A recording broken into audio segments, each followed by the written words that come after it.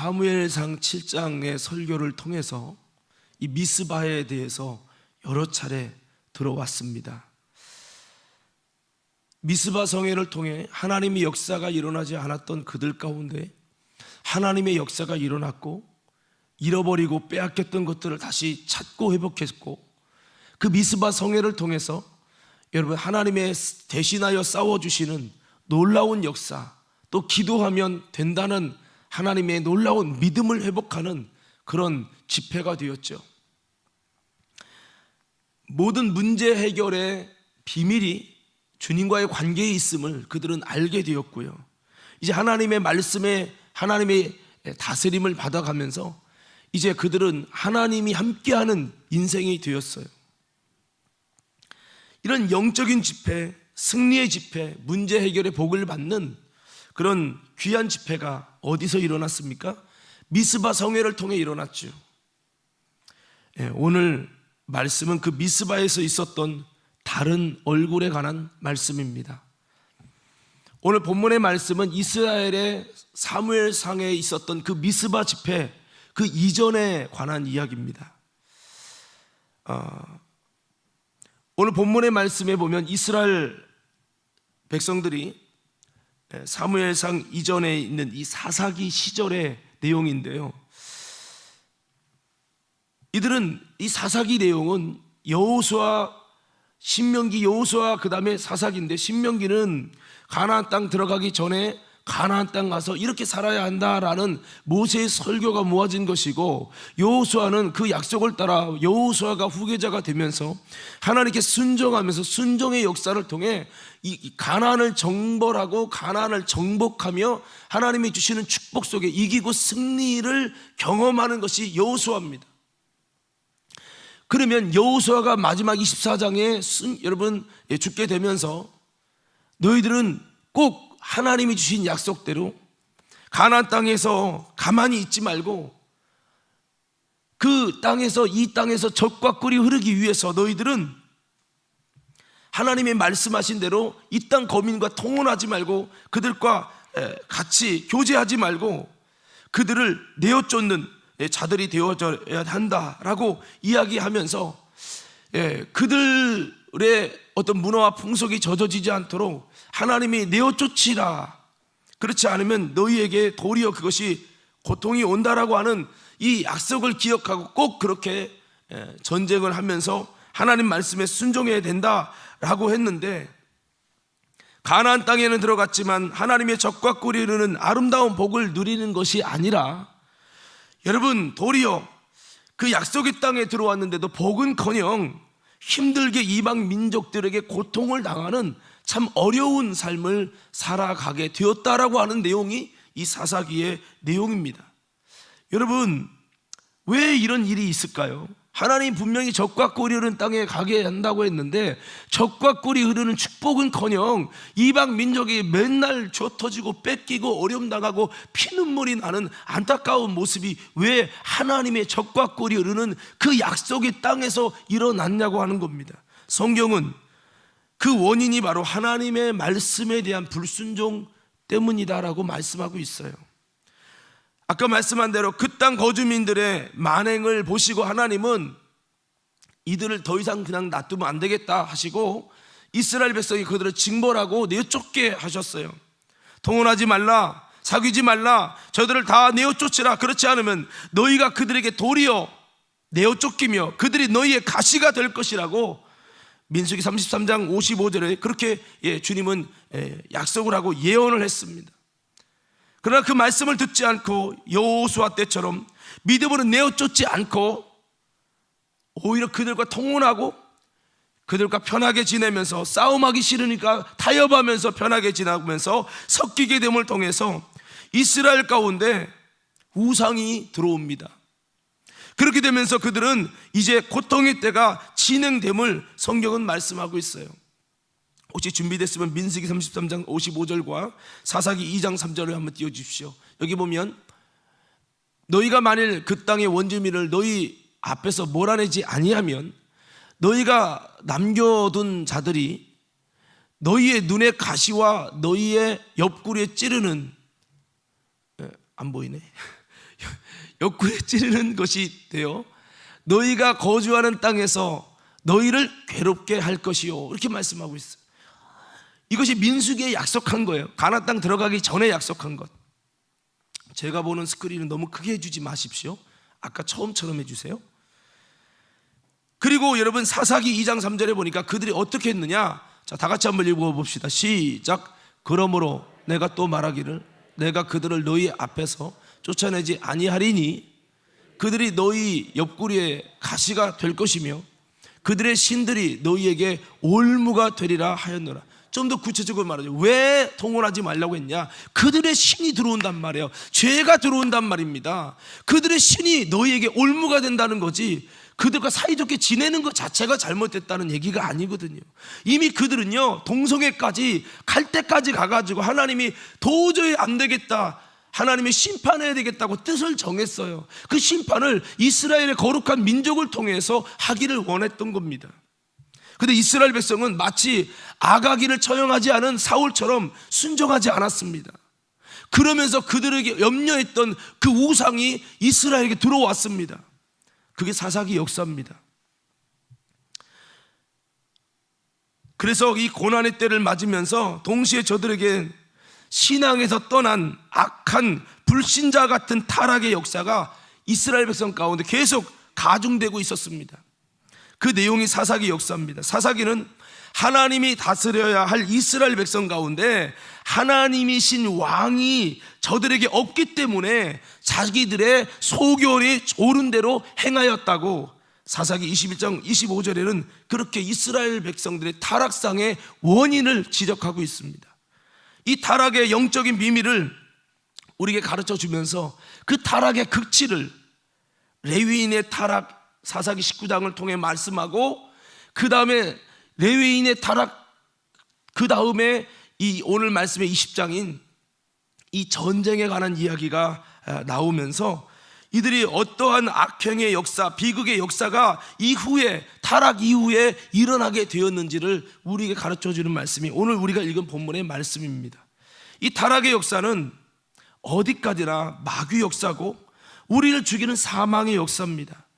자기의 소견대로 살아가는 신앙이 그런 역사가 얼마나 죽이는 역사, 사망의 역사를 이루어냈는지를 우리에게 말씀해주고 있는 것이고, 그 결과가 바로 어떠한지를 우리에게 사사기 역사는 말씀해주고 있다고 하는 겁니다. 자, 그러면 오늘 본문의 말씀을 좀 더 구체적으로 좀 살펴보려고 합니다. 오늘 이 말씀은 사사기의 타락의 역사를 점점 가중해서 이야기하다가 마지막에 이 부분에 레위인의 타락상을 보여줍니다. 이것은 바로 주의 종의 타락이거든요. 여러분, 왜 이것을 보여줍니까? 주의 종, 마지막 때도 그렇겠지만 주의 종은 이 한 나라에서 여러분 그래도 신앙이 그래도 좋다고 한 리더들입니다. 그런 리더들 같은 주의 종들이 타락하는 모습을 보여줌을 통해서, 야, 이만큼 타락했다, 너희가 희망이라고 말하는 그분들도 다 넘어졌어 라고 말하는 거죠. 그렇습니다. 마지막 때에도 그렇겠지만 주의 종의 타락은 타락의 끝을 보여주고 있는 거예요. 반대로 주의 종들의 회개와 순종의 역사는 부흥의 시작을 보여주는 아주 중요한 영적인 현상이라는 거죠. 우리는 뭐를 위해 기도해야 되냐? 주여, 이 땅의 주의 종들이 아름다운 모습으로 순종하며 회개하며 하나님께 돌아가게 하옵소서. 그럴 때 하나님의 부흥이 있기 때문에 우리는 이것을 고대하며 기도해야 합니다. 정죄하기보다는요. 자, 이 사사기 19장이 이 레위인의 타락인데 18장에 보면은 이 미가라고 하는 집에 여러분 어떤 레위인 청년이 자기의 본업을 하지 않고, 즉 제사장의 직분을 감당하지 않고 그냥 막 돌아다니다가 레위인을 만나니까, 야, 너 누구냐? 레위 청년입니다. 그러니까 일로 와. 너 우리 집에 이거 제사장이 돼 해가지고 제사장을 삼는데요, 거기 보면 에봇이라는 것도 있고요. 에봇은 성경적인 거잖아요. 근데 거기에 뭣도 있냐면 드라빔도 있고요, 거기에 이방 신상도 있고요. 그럼 물어봅시다. 여기 이런 거예요. 교회에 뭐가 있죠?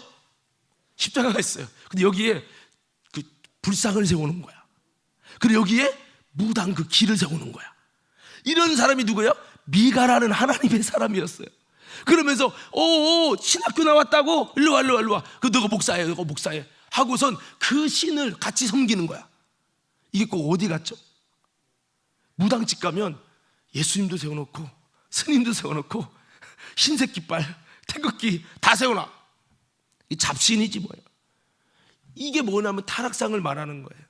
그러니 이 제사장을 삼아서 엉망진창으로 믿고 따르는 이 아주 가정된 역사가 진행된 말 그대로 제2의 사회비를 같은 신앙생활을 이렇게 우리 가운데 보여주면서 이야, 듣는 사람이 우스꽝스럽다, 말도 안 돼, 어떻게 이렇게 이걸 신앙이라고 해? 그러면 레위인이 와가지고 아이고 그러시면 안 돼요, 하나님만 섬겨야 돼요, 에본 말고는 다 버리세요, 이렇게 해야 될 거 아니에요? 근데 그게 좋다고 같이 이렇게 섬깁니다. 그러니까 완전히 말도 안 되는, 어떻게 이거를 분별을 못하지? 아마 승훈이를 갖다 놔도 불상 갖다 놓으면 이거 안 돼 이럴 거예요. 그런데 여러분, 이런 승훈이도 알 수 있는 일을 분별을 못하고 있다라는 거죠.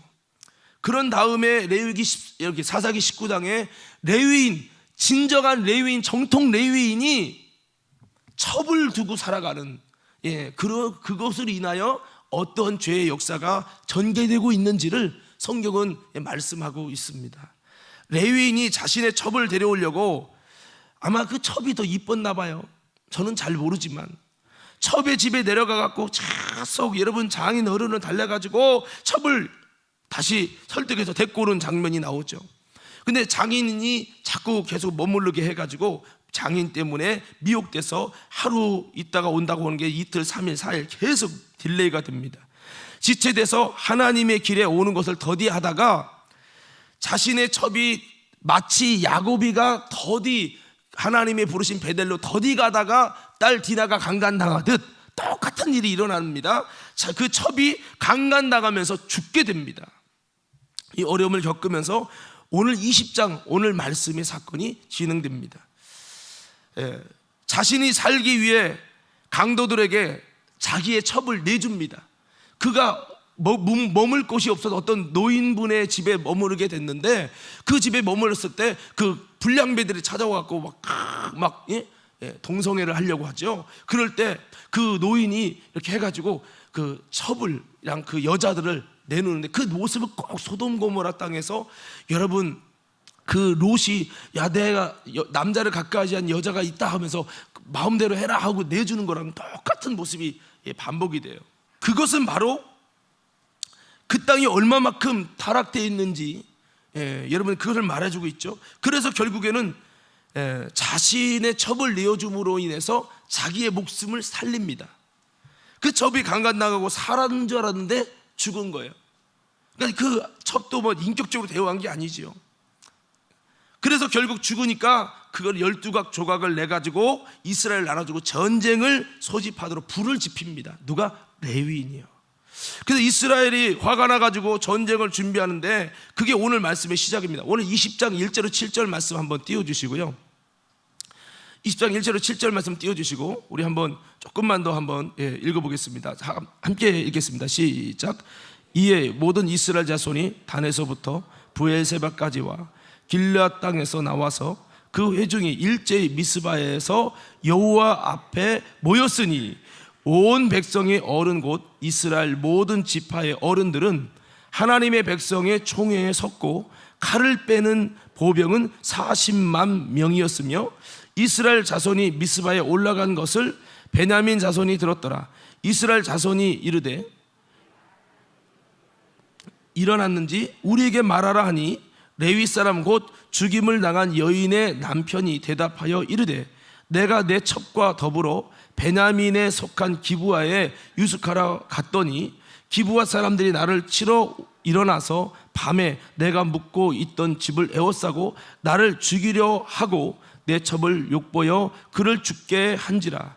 내가 내 첩의 시체를 거두어 쪼개어 이스라엘 기업의 온 땅에 보냈나니, 이는 그들이 이스라엘 중에서 음행과 망령된 일을 행하였기 때문이라.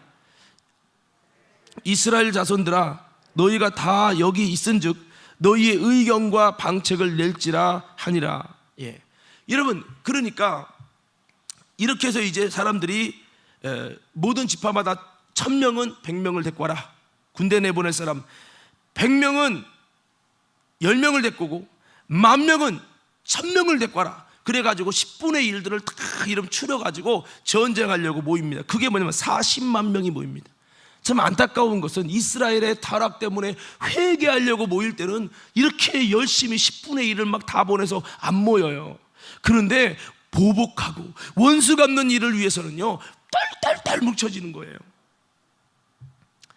그래서 여러분 이 8절부터 11절에 보면 그렇게 모입니다. 모여가지고 이제는 전쟁을 하려고 나가려고 하는데 합심하여 그 성읍을 치려고 모였더라. 11절에 그렇게 말씀하죠. 그래서 이제 이 베냐민 사람들에게 이제 막 쳐들어가가지고 막 이제 따지는 거죠. 사실 이 기브아 사람들 중에 강도의 못된 짓을 행한 것 때문에 이것이 진행이 됐는데, 그래서 이 이스라엘 40만 명이 동원돼 가지고 전쟁을 하러 내려가서 선전포고를 하고 너희 베냐민 사람들은 그 못된 기브아 사람을 내줘라 라고 말을 했을 때 베냐민 사람들은 이걸 듣고 그랬어? 우리가 그런 나쁜 놈이 있었단 말이야. 그럼 우리가 좀 기다려봐라. 우리가 수습해서 그놈 못된 놈들을 좀 잡아가지고 너희의 분을 좀 풀어줄게. 좀 이렇게 해야 되잖아요.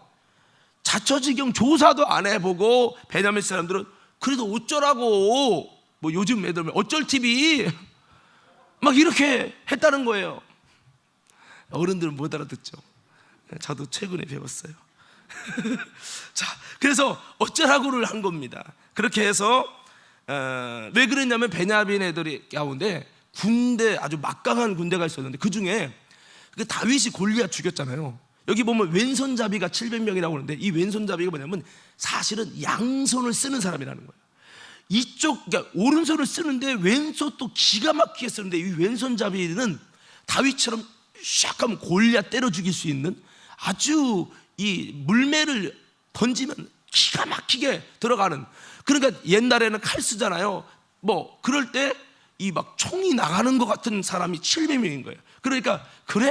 우리 한번 군사력 좀 시험하자. 잘 됐어. 어차피 한번 치려고 했는데, 이런 기세인 거죠. 근데 그가 누구냐? 이스라엘의 같은 민족 베냐민 지파예요.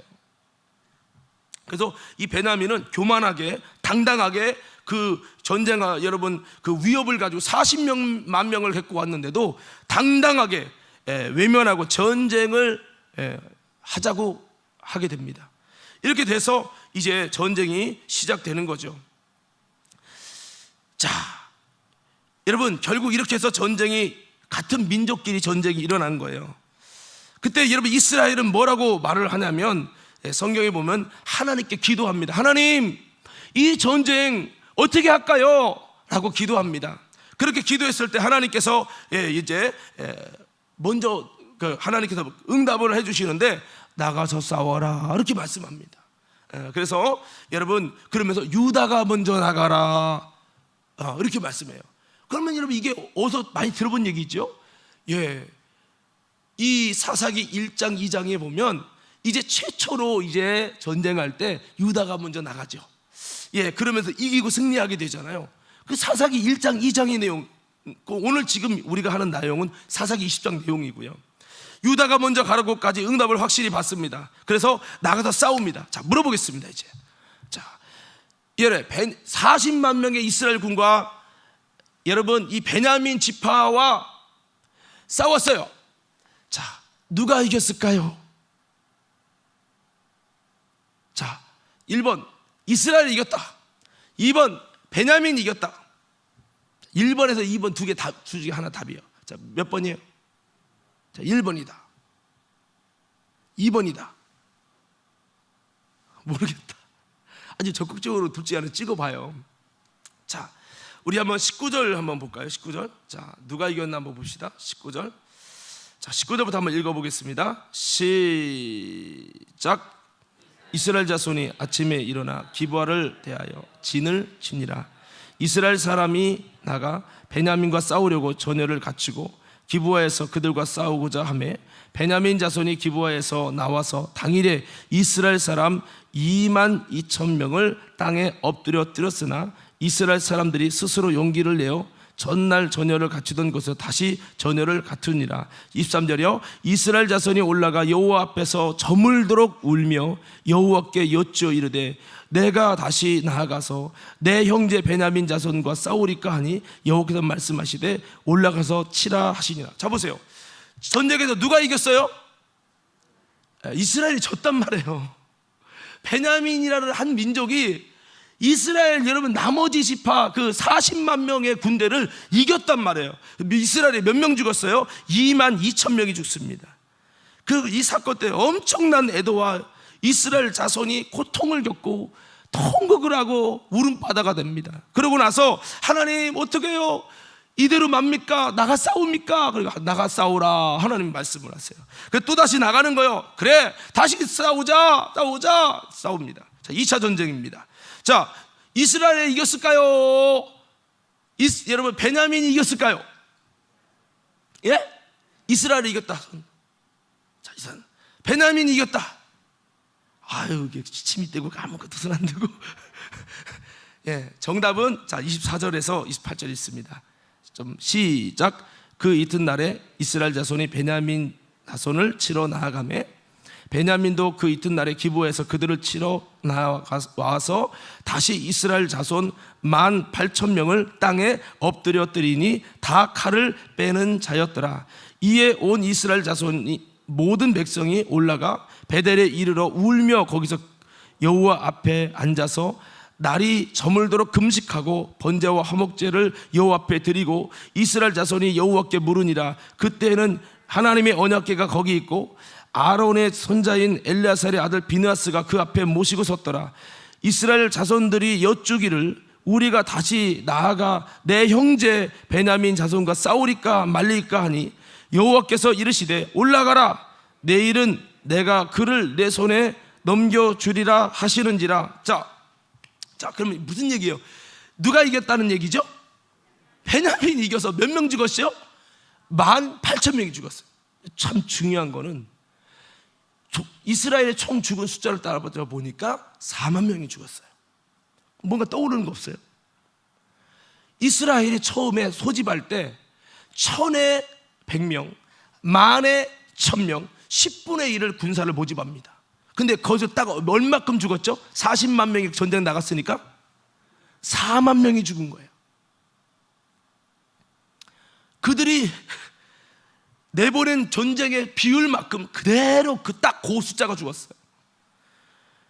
여러분, 근데 생각해 보세요. 이스라엘 백성은 뭐하고 나갔죠? 기도하고 나갔고 칼 빼는 전사가 40만 명이었어요. 근데 4만 명 죽었어요. 2번 졌어요. 근데 베냐민은 기도했다는 기록이 없습니다. 여러분 생각해 보세요. 여기서 뭔가 우리는 고민해 보셔야 돼요. 기도하고 나갔고 하나님께 물어서 응답받고 나갔는데 왜 이런 현상이 일어나지? 좀 고민을 해 보셔야 됩니다. 결국 이것 때문에 이들이 금식하고요, 막 번제를 드리고 한목제를 드리고 막 그런 다음에 통탄한 가운데 다시 한번 묻습니다. 다시 나갈까요 말까요?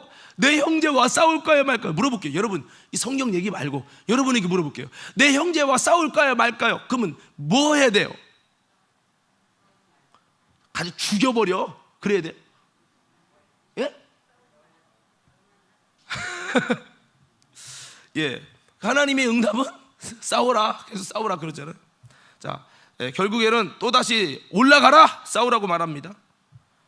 내일은 내가 그를 네 손에 넘겨주리라. 그래서 세 번째는 싸웁니다. 이건 읽지 않을게요. 싸워서 결국 어떻게 되냐면 이번엔 이스라엘이 이깁니다. 이스라엘에 복병을 넣어가지고 이스라엘이 이겨요. 이스라엘 처음에 30명가량이 지는 것처럼 했다가 여러분 복병을 넣어가지고 후퇴하다가 성읍에 큰 연기가 올라가게 함으로 사인하면서 이 복병으로 말미암아 베냐민이 패하게 됩니다. 이때 베냐민이 죽은 사람이 2만 5천 명이 죽습니다. 신나게 쳐 죽였어요. 신나게. 여러분, 원수를 신나게 갚은 것이죠. 여러분은 자 보세요.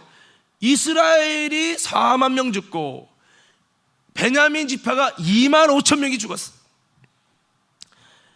여러분, 이 미스바에서 있었던 이 엄청난 전쟁을 보면서 어떤 마음이 드십니까? 잘 싸웠다, 이런 마음이 드십니까? 오늘 이 미스바의 두 얼굴이라고 제목을 붙인 것은, 미스바는 원래 이런 같은 민족끼리 엄청나게 사륙하고 죽인 참으로 어리석은 피비린내 나는 싸움을 연상시키는 곳이 미스바였어요. 할렐루야. 이게 미스바였다고요. 그러니까 이 미스바는 사실은 좋은 이미지예요, 나쁜 이미지예요? 예? 그렇죠. 여기서 모의하고 회의해서 했던 것이 자기 민족을 6만 5천 명 죽인 거 아니에요. 엄청난 실패를 한 곳이 미스바예요. 그런 이 미스바에서 나중에 후대에 사무엘이 미스바로 모이라. 아이, 왜 거기야 하필이면. 이럴 수 있는 것이죠. 그 미스바에 모여가지고 회개시키죠. 금식시키고요. 그러면서 이스라엘 회복의 역사가, 구원의 역사가, 하나님이 함께 하시는 역사가, 회복의, 이런 평화의 역사가 일어난 거죠. 그러니까 이 미스바 성회가 굉장히 의미 있는 거예요. 왜 미스바에 모이게 했느냐? 그래서 오늘 우리가 지금 나눈 이 미스바의 좀 어두운 모습, 이것을 통해서, 우리 이 사건을 통해서 우리가 여러분 아마 좀 깨닫는 부분들이 있을 거예요. 오늘 이 교훈을 통해서 하나님이 우리에게 뭐를 말하고 있을까요? 오늘 이걸 들으면서 여러분 어떤 마음이 드십니까? 첫째는, 같은 민족끼리는 싸우며 죽이는 일은 절대로 하면 안 된다. 할렐루야. 좀 속상하고 억울해도 같은, 여러분 한민족 아닙니까? 동족끼리 좀 이해해주고 사랑하며 수용하는 마음을 가져야 한다라고 하는 것을 말해주고 있는 겁니다. 우리 사사기 21장 1절 7절 말씀 한번 읽어봅시다. 이건 결론이에요. 20장에 침나게 싸우면서 서로 죽였다, 그게 20장 얘기고, 자 21장 1절부터 한번 함께 읽겠습니다. 시작.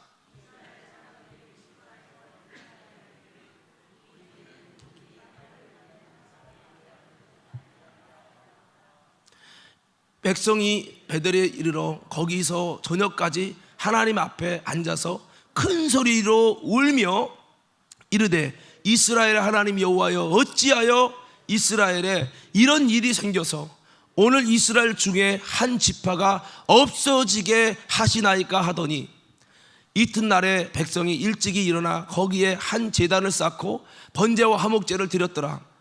이스라엘 자손이 이르되, 이스라엘 온 지파 중에 총회와 함께하여 여호와 앞에 올라오지 아니한 자가 누구냐 하니, 이는 그들이 크게 맹세하기를 미스바에 와서 여호와 앞에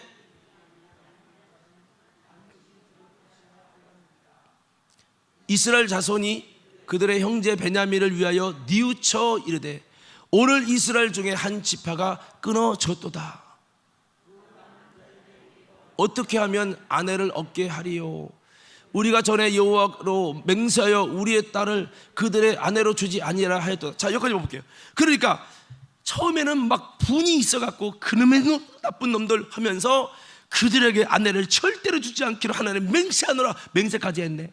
근데 이제 이스라엘에 같이 모이다 보니까 베냐민 지파 자체가 다 안 모이는 거예요. 다 죽어서, 여러분 안 모이니까 이거 한 지파가 없어졌네, 이렇게 된 거죠. 그러니까 나중에 어떡하냐, 저 지파도 살리려는데 아내를 안 주기로 결의를, 맹세를 했으니 이걸 어떻게 하면 좋냐 해서 나중에 어떻게 이 여자 아내를 얻게 해서 이 민족을 살릴 거냐, 이걸 또 궁리하고 있는 거예요. 참 여러분 아이러니한 부분이죠. 그러니까 여러분, 이 내용은 이 사사기를 통해 불순종해서 어려움 당하다가 타락하다 보니까, 레위인도 타락하다가 결국에는 레위인의 한 사람의 타락으로 인해서 여러분 이스라엘 민족이 전쟁을 지들끼리 쳐서 죽이는, 자폭하는 일들을 해서 결국에는 이스라엘 민족이 6만 5천 명이 죽었다. 그래서 한 지파까지 없어졌다. 이게 결론입니다. 그러고선 그 지난 다음에 새로 돌아보니까 아이고 내가 잘못했네 하고 후회하는 장면이 사사기의 모습이에요. 그러니까 여기서 우리는 다시 한번 이 같은 민족끼리 싸우는, 죽이는 이런 건 절대 하면 안 된다. 서로가 여러분 사랑하고 이해하고 수용하는 마음을 가져야 된다. 여러분 이 내용이 꼭 그들의 과거 이야기만 아니라는 거죠. 이스라엘과 베냐민의 싸움을 한 사람 대 한 사람의 갈등이라고 한번 생각을 해보십시다. 우리도 실제로 이렇게 싸우지 않습니까? 서로의 잘못을 바라보면서 인정하기보다는 자기가 속상하다고 보복하고, 여러분 내가 받은 대로 돌려주겠다고 끝까지 밀어붙이고 삐지고 싸움하고 얼굴 찌푸리고 그러지 않냐는 것입니다. 이 전쟁은 마치 가족끼리 싸움하는 것을 연상합니다. 남편과 아내가 싸우는 것이고 한 동족끼리, 같은 백성끼리 싸움을 나타냅니다. 어쩌면 이것이 우리의 현실은 아니냐고 하는 겁니다. 여호와와의 갈등, 한 교회 내 갈등, 같은 그리스도인끼리 싸우는 갈등, 선거로 인한 갈등, 우리의 삶의 현장에도 같은 셀에서, 같은 교회에서 믿음 생활을 할 수 있다는 것도 너무나도 큰, 여러분, 은혜인데 거기서 모여서 안 맞는다고 피 터지게 싸우고 네가 그랬어? 두고 봐? 우리도 막 보복하고 여러분, 이런 모습을 우리에게 드러내주고 있는 거죠.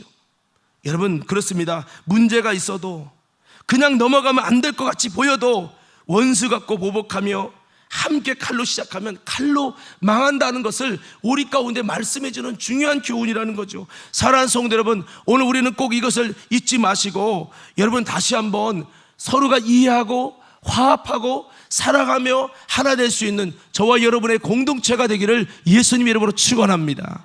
할렐루야. 예, 지금 러시아와 전쟁하고 있잖아요. 계속 금방 끝날 것 같지만 아니요, 계속 가는 거죠. 자, 그리고 여기서 좀 더 생각해 볼 것은, 오늘 이 전쟁이 왜 일어났습니까? 정의에 차서, 야, 이렇게 와서 잘못도 없는데 내 첩을 강간하고 죽이는 건 이건 불의 아니냐, 이런 정의에 차서 잘못된 것을 바로 시정하겠다고 시작된 것이 이스라엘의 전쟁이었다고 하는 겁니다.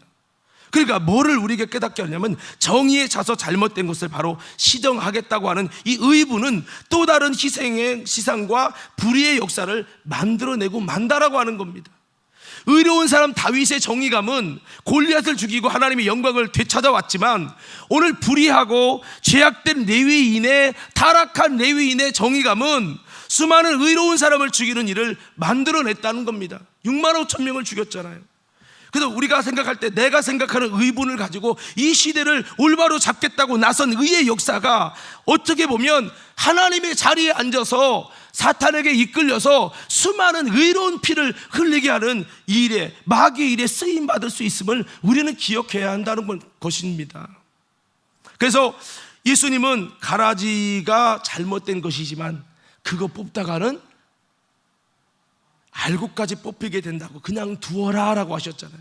때로는 저거 잘못된 건데, 교회가 저거 잘못된 건데, 저 사람 저거 잘못된 건데, 그거를 여러분 정의의 역사로, 정의의 사도가 돼서 의보를 가지고 뭔가 지정하겠다고 할 때 오늘 여기서부터 문제가 된 거예요. 근데 신기한 건요, 미가가요 자기 레위 청년 제사장 삼았잖아요. 그런데 그 레위 청년을 어떤 여러분 군대가 왔다가 제사장이야?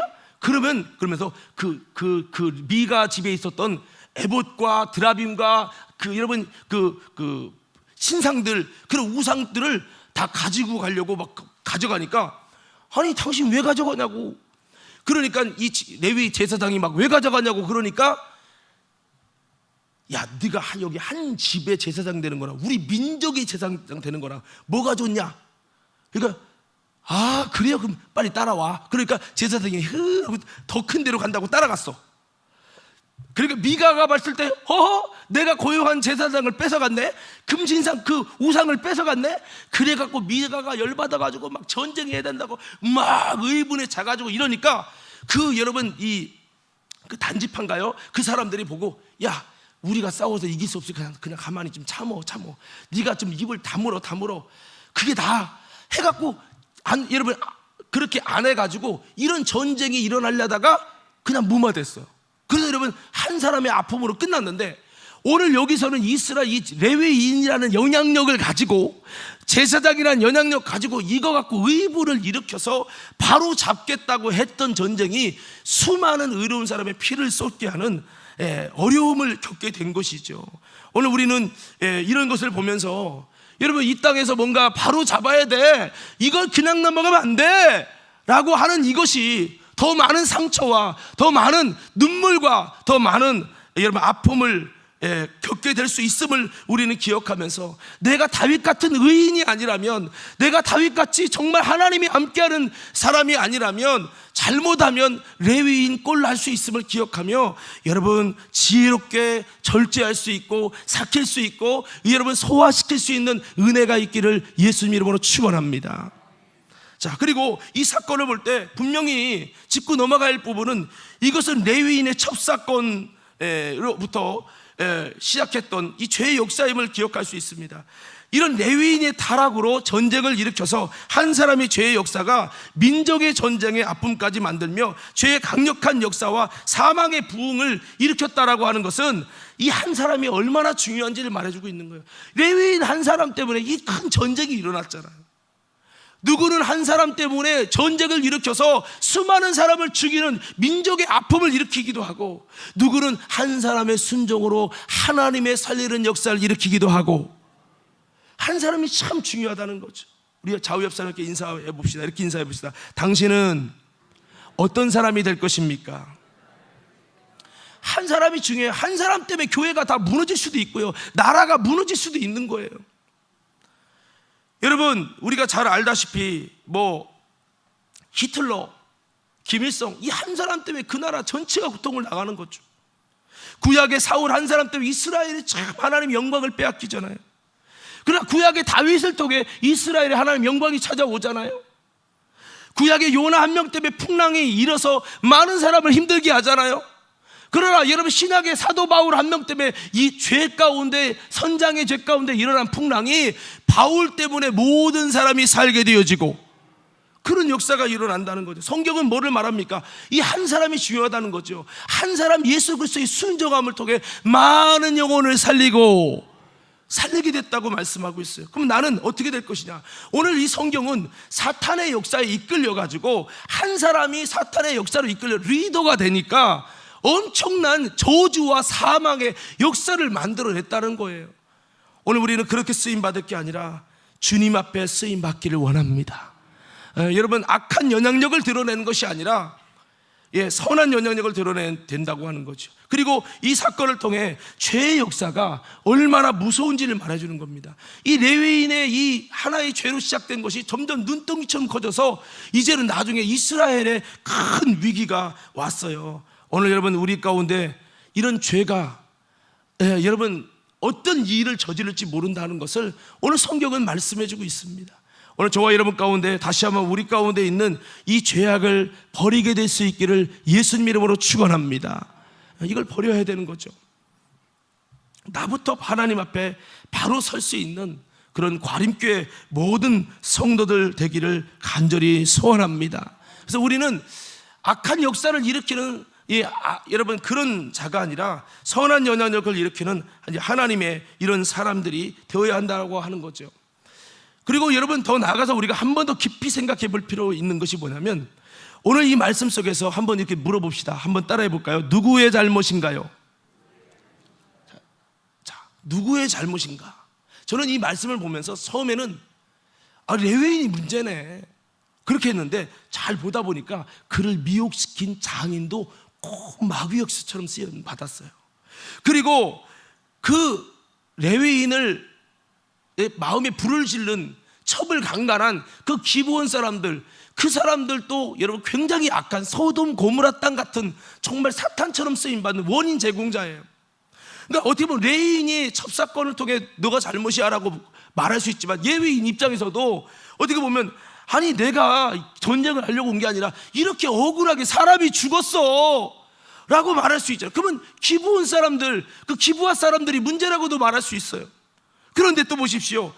이것 때문에 이스라엘 전체가 막 동원해서 전쟁을 일으킨 이스라엘도 문제예요.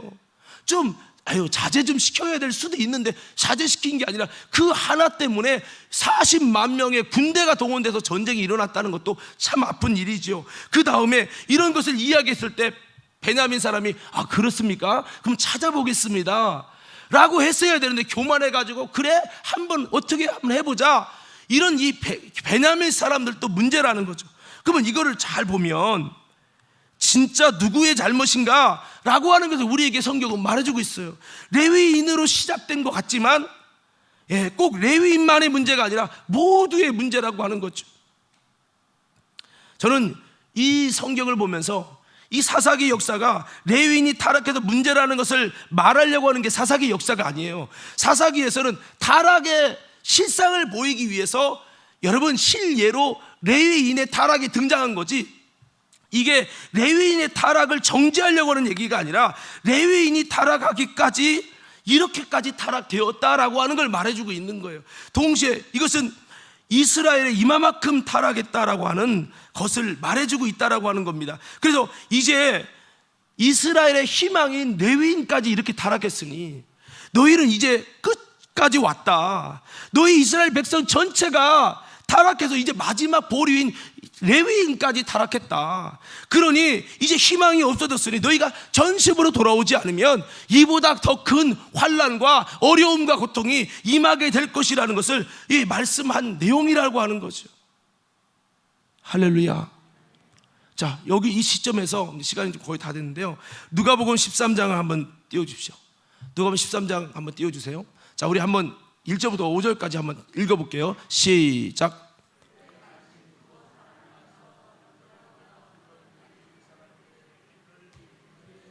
섞은 일로 예수께 아뢰니 대답하여 이르되 너희는 갈릴리 사람들이 이같이 해 받음으로 다른 모든 갈릴리 사람보다 죄가 더 있는 줄 아느냐? 너희에게 이르노니 아니라 너희도 만일 회개하지 아니하면 다 이와 같이 망하리라. 또 실로암에서 망대가 무너져 치어 죽은 18사람이 예루살렘에 거한 다른 모든 사람보다 죄가 더 있는 줄 아느냐? 너희에게 이르노니 아니라 너희도 만일 회개하지 아니하면 다 이와 같이 망하리라. 아멘. 자, 여러분 여기 보면은 갈릴리 여러분 빌라도가 이 갈릴리 사람을 엄청 죽였어요. 이거를 보면서 빌라도가 잘못한 거 아닙니까? 라고 죄를 물었을 때 주님은 빌라도가 잘못했어라는 말을 한마디도 하지 않아요. 우리는 언제나 이런 질문이 있어요. 누구의 죄입니까? 이번에 이태원 참사를 보면서 누구의 잘못입니까? 이거를 계속 찾고 있어요. 이태원의 관계 잘못이지 부터 시작해서 여러 가지 경찰청장이 뭐 한 거야? 대통령은 뭐 하고 있었던 거야? 여러 가지 죄를 찾으려고 그래요. 그런데 여러분 이스라엘 백성이 빌라도에게 예수님께 물은 거예요. 빌라도가 이렇게 갈릴리 사람 수많은 죽였는데 이거 잘못된 거 아닙니까 예수님? 그러니까 예수님 아무 말을 안 했어요. 그러면서 예수님이 그 뒤에 뭐라면 너희는 이 빌라도에 대해서 아무 말 안 하고 이 갈릴리 사람들이 이같이 해받음으로 다른 모든 갈릴리 사람보다 죄가 더 있는 줄 아느냐? 그러니까 이걸 질문한 사람들의 의도는 빌라도의 잘못이면서 동시에 갈릴리 사람들이 뭔가 이렇게 많이 죽은 건 저들이 더 갖고 있는 죄가 있어서 죽은 거 아닙니까? 이렇게 많은 사람이 죽었는데 이렇게 지금 몰아가는 거예요. 근데 예수님은 그게 저들이 더 죄가 많아서 갈릴리 사람이 이렇게 많이 죽은 게 아니라는 거죠. 그러면 3절에 뭐라고 말합니까? 3절 띄워보세요. 3절 너희에게 이르노니 아니라 예수님은 아니라고 말합니다. 너희도 만일 회개하지 않으면 다 이와 같이 망하리라. 그러니까 여러분 뒤에도 뭐라고 말합니까? 실로암 망대에서 18명이 죽었어요. 그들이 죄가 많아서 18명이 죽었지요? 이렇게 묻는 거예요. 근데 그게 아니라는 거예요. 너희도 만일 회개치 않으면 이와 같이 망하리라. 그렇게 말하고 있는 겁니다. 이 초점은 그거예요. 이스라엘이 타락하고 전체가 타락하니까 하나님이 이스라엘을 로마의 식민지가 되게 합니다. 로마는 이스라엘이라고 선민을 그들의 불의를 바로잡기 위한 하나님이 사용하시는 부직갱인 거예요. 거기에 헤롯도 있는 거예요. 그러니까 어려움이 있죠. 그들이 이미 잘못해서 어려운 고난 속에 있을 때 그 고난의 역사를 위한 여러분 사람이 이 로마인 거예요. 빌라도인 거죠. 그러니까 빌라도의 잘못이다 뭐다 얘기하는데 너희들이 문제라니까 지금 너희들이 돌아서지 않으면 이건 빙산의 일각이야. 더 큰 일이 일어나 라고 주님이 경고하시는 거예요. 근데 이스라엘 백성은 뭐예요? 저 갈라디인들이 죄가 있어서 그런 거 아닙니까? 저 망대에 넘어진 사람들 그들이 죄가 있어서 그렇게 저주받은 거 아닙니까? 이렇게 자꾸 들어간다는 거죠. 근데 주님은 아니라. 그러니까 이스라엘 전체가 지금 타락한 거 이거 돌이키지 않으면 이거는 빙산의 일각으로 들어가는 것 뿐이야. 마치 나라고 치면 내가 아버지가 잘못했어요. 아버지가 죄를 자꾸 져요. 그러니까 엄한 태훈이가 승훈이가 아파. 그러면 승훈이 아유 네가 죄져서 그래 이렇게 정죄할 대상입니까? 아니면 우리가 회개해야 됩니까? 예? 우리가 회개해야 될 대상인 거죠. 여러분 위암이 걸렸어요. 아유 위가 못됐구만. 위를 잘라내는 게 물론 잘라낼 수밖에 없을지라도 위가 잘라내는 게 중요합니까? 아니면 내가 뭔가 잘못 살고 있구나, 이 몸의 체형의 삶을 패턴을 바꿔야 됩니까? 몸이 뭔가 문제가 있으니까 약한 위를 통해 암이 생긴 거지, 그걸 위를 정죄할 문제가 아니라는 거죠. 이번에 이태원 참사를 보면서 어떤 분들은 물론 여러분 할로윈데이 자체가 좀 영적으로 안 좋은 부분은 있겠지만 그들의 간 사람들 니네가 잘못돼서 거기에 가서 문제고 막 이렇게도 정죄했다가 누가 잘못이냐 막 이렇게 여러분 드는데요, 사회는 무슨 일만 벌어지면 누구 책임이냐 해갖고 누군가 마녀를 만들어서 옷을 벗기고 형벌을 받아서 책임지고 물러나게 함으로 이 사건을 종결하려고 합니다. 어느 순간부터 이것이 한국의 문제점이 됐습니다.